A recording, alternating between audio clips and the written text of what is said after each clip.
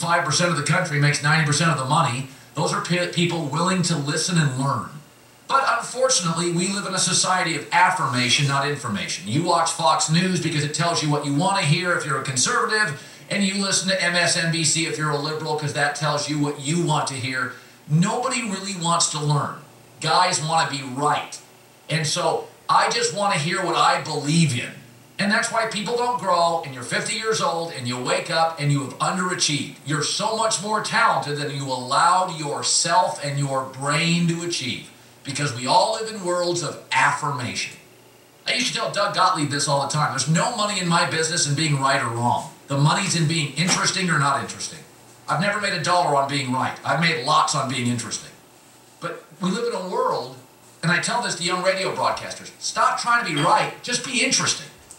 And you'll have a great life. So yesterday, and this is just classic, Bob Costas goes on during halftime, and basically, in the wake of that horrible tragedy where a Kansas City Chief player shot himself, Jovan Belcher, terribly sad, Jason Whitlock, who's a national columnist, and remember, there's a lot of different national levels. There's McDonald's national, there's Hardee's national. They're both national brands, one's bigger than the other. Jason Whitlock is national, Bob Costas is national, but Costas, because he's on an NBC platform, has a larger national audience. And Whitlock basically wrote, it was very eloquent, and Bob Costas went on the air last night at halftime, and he just read Jason Whitlock's very eloquent paragraph.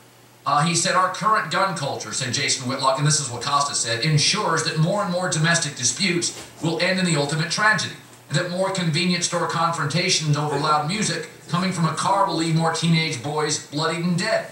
Handguns do not enhance our safety. They exacerbate our flaws, tempt us to escalate arguments, and bait us into embracing confrontation rather than avoiding it.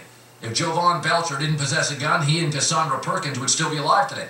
Whether you agree with that or not, freedom of speech, I applaud Whitlock for saying it, whether I agree with him or not. I grew up in a rural town where everybody owned a gun. My dad was one of the only guys who did not. I'm not into guns, but if you are, you know, Constitution protects you, God love you. But you also have the right to have an opinion, like Jason Whitlock, or to reread it like Bob Costas. He shouldn't use a national platform. I do every day. It's called The Herd. I'm on 400 radio stations. Right now, #1 in LA in the morning among sports talk radio. All right, that's my national platform. I give you politics. I give you anything I feel like doing. Why can't Bob Costas? He's a national sportscaster on national TV. Clearly, he has a national platform. They don't put him there just to read a teleprompter. Colin, halftime wasn't the place. Who says? I've been broadcasting 22 years. I've never read one contract or stipulation or handbook in broadcasting that says we shall have no halftime opinions on guns and athletes. You can have any opinion you want. The people who don't like Bob's opinion simply disagree with it. Who says halftime of a football game is not the place to talk about gun safety and athletes with escalating gun cultures in America? I mean, the Costas opinion wasn't some random soapbox. Dead player, plus escalating athlete gun culture, plus quoting another sports journalist is very relevant.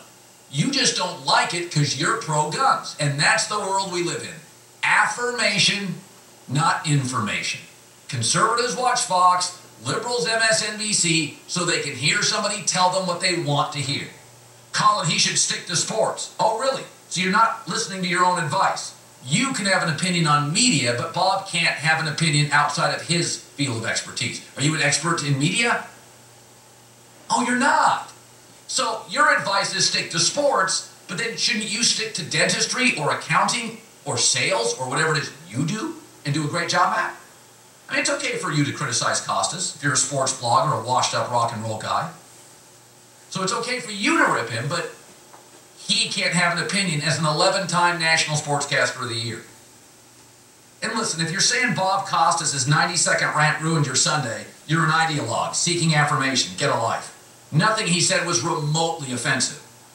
Jason Whitlock wrote a very nice column. Now, I tend to agree with it, but I don't agree with Whitlock, you know, half the time. But I've always defended Whitlock and other people to have opinions I don't agree with. People aren't mad at Costas today. They're mad at the opinion which they don't agree with. NRA guy doesn't have an opinion, good or bad, about Bob. He's got an opinion about guns, and Bob mimicked or voiced an opinion about guns, therefore Bob, 11-time sportscaster, is now an idiot. I see it all the time with Barack Obama. That guy's an idiot. You put in heating fixtures. He has 175 IQ, running the most powerful country in the world. Of the many things Obama is, idiot is not one of them, my friends. You may not like him, but idiot is not one of them. But that's the country we live in. If you don't agree with my opinion, you're an idiot. Really? Really? Bob's an idiot. Who says it's not the platform? You don't work at NBC. They decided it was. And I fully support divergent opinions anytime, anywhere, on any platform. Sports, life, politics, it's all one big jambalaya. It's what this show is. It's why you listen. I have opinions on anything I want to have opinions on. Opening rant brought to you by Regis.